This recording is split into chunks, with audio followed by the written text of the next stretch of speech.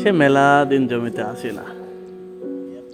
আস্তে আস্তে শরীরটা ঘামে গেছে, মাথায় গামছাটা প্যাঁচ দিয়া তেলগুলা কাইটা ফেলা দিই।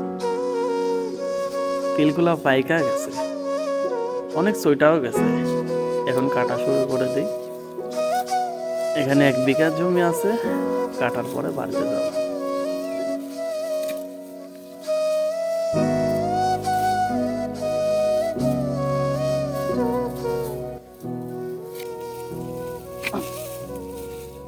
তিল বুনি ফিরলাম সে অনেক আগে। এখন হঠাৎ করে আসি দেখি মানে বেশি পাকি গেছে। ফল কিন্তু খারাপ হয় নাই। হ্যাঁ, একটু মাশাআল্লাহ অনেক সুন্দরই হয়েছে।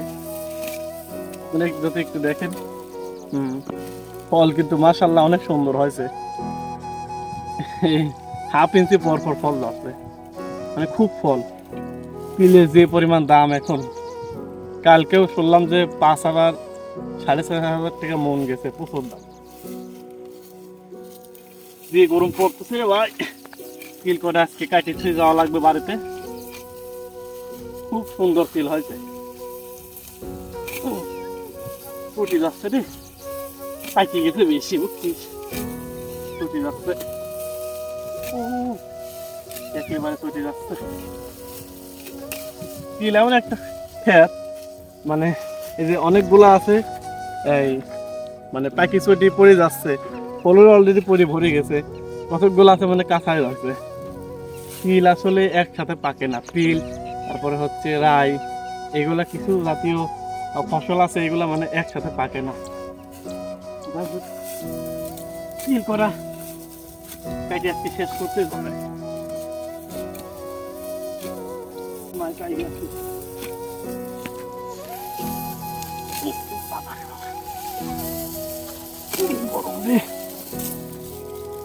আল্লাহ, যে গরম পড়তেছে, শেষ হয়ে গেল।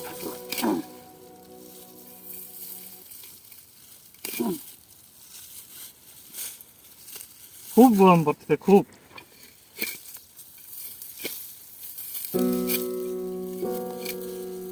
দশ 15 কাটা বই আছে, খুব তাড়াতাড়ি কাইটে দিয়ে চলে যাইতে হবে, কারণ এত পরিমাণ গরম পড়তেছে, আমি আসলে তাকাতেই পারতেছি না, হিউজ পরিমাণ গরম।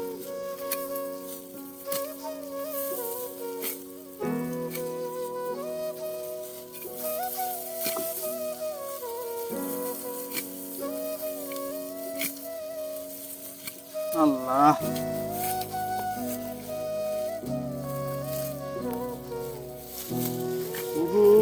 আমার সোনাল পঙ্খী রে, তুই ওরাল দিয়া